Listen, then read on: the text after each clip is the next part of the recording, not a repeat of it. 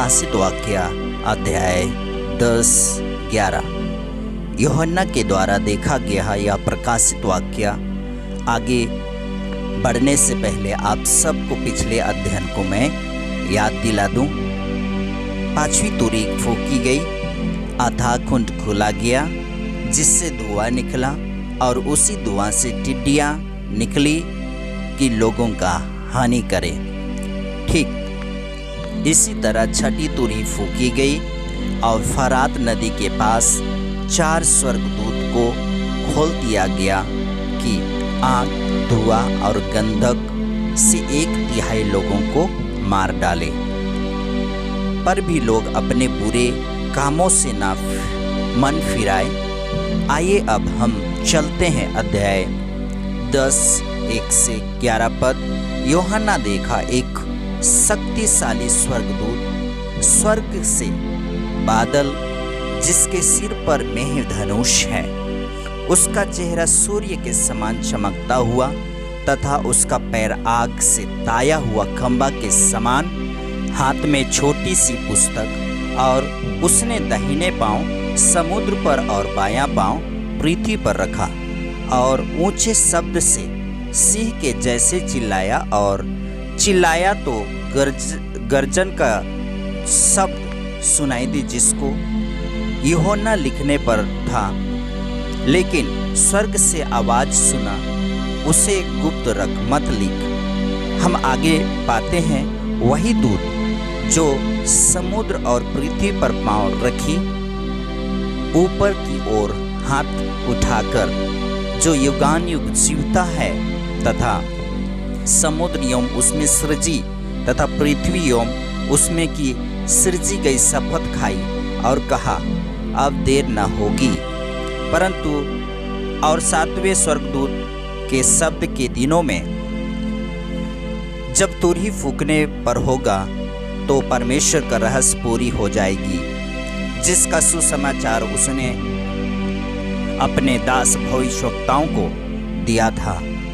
यूहन्ना फिर से आवाज सुनता है, जो स्वर्गदूत समुद्र और पृथ्वी पर पैर रखा है उससे पुस्तक लेकर खा ले।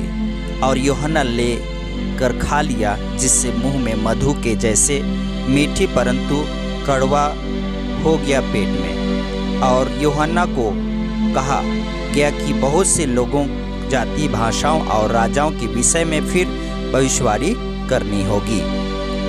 यहाँ जिस प्रकार पिछले अध्याय में छठी और 7वीं मोहर के बीच में अंतराल है, वैसे ही छठी और 7वीं तुरही के बीच एक अंतराल को देखते हैं अध्याय 10-11 में, जिसमें हम 2 गवाहों को देखेंगे। 11:3 से आगे वे 2 गवाह एलिय्याह और मूसा माना जाता है, क्योंकि इसके पास विशेष अधिकार हैं, जैसे कि उनके मुंह से आग निकलना एवं लोगों का हानि करना, मेंह बरसाना, पानी को लहू बनाना।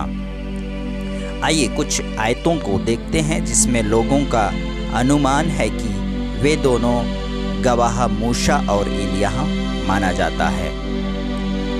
जानते हैं एलिय्याह आहाब से शपथ खाकर कहता है, इस साल मेरे बिना कहे मेह ना ओश पड़ेगी। पहला राजा 17:1 पद से आगे पढ़ सकते हैं।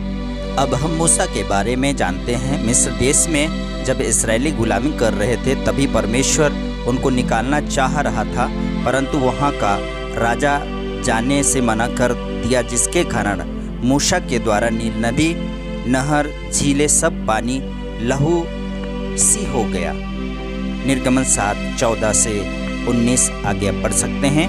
इन 2 प्रभु के दास के द्वारा मेह बरसाने से रोका गया था, पानी को लहू किया गया था, लेकिन अब जो इस संसार पर आएंगे तो वही ताकत नहीं परंतु उससे भी बढ़कर शक्तिशाली होंगे। मुंह से आग निकाल सकते हैं, जब चाहे तब हर प्रकार की विपत्तियां पृथ्वी पर ला सकते हैं। इस प्रकार से पृथ्वी के लोगों को हानि पहुंचाते रहेंगे, जिसकी वजह से सब परेशान हो जाएंगे। जब इस क्लेश काल में जब वे अपनी गवाही दे चुकेंगे, तब अथाह कुंड से एक पशु निकलेगा और इन दोनों गवाहों को मार डालेगा, जिसके कारण पृथ्वी के सब लोग आनंद मनाएंगे और एक दूसरे को संदेश एवं गिफ्ट भेजेंगे। उन दोनों की शव उस चौक पर जहाँ पर यीशु मसीह को क्रॉस में लटकाया गया था 3.5 दिन तक पड़ा रहेगा, जिसको दुनिया के लोग, कुल भाषा के लोग देख करके आनंद मनाएंगे और यहाँ पर उन लोग फिर से 3.5 दिन के बाद में जी उठेंगे, जिसके कारण सारे लोग में भय छा जाएगा। उन सबके आँखों के सामने ऊपर उठा लिए जाएंगे। उनके तुरंत बाद भूकंप होगा।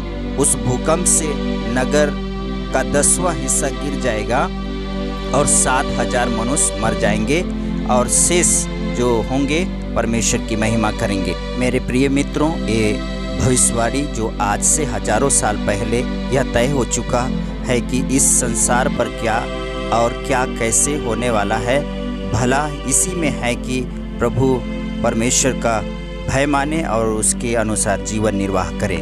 मेरे प्रियो, बड़े बड़े नक्षत्र बाइबल के परमेश्वर की बात मानती है। इतनी बड़ी पृथ्वी उनकी सुनती है। भाइयों एवं बहनों, आप और मैं क्या हैं उसके सामने समझ सकते हैं। बाइबल बतलाती है दूसरी विपत्ति बीत चुकी पर तीसरी विपत्ति बाकी है। कैसे होगी जानने के लिए अगले अध्याय में हम सब शामिल होंगे, जिसमें 7वीं मुहर का खुला जाना और आगे की घटना को देख पाएंगे। तब तक के लिए लेते हैं विदा। फिर से मिलते हैं 11 अध्याय के अंतिम भाग एवं 12वां अध्याय में हम मिलेंगे। तब तक के लिए आप सबको आमेन एंड आमेन। फिर से मिलते हैं।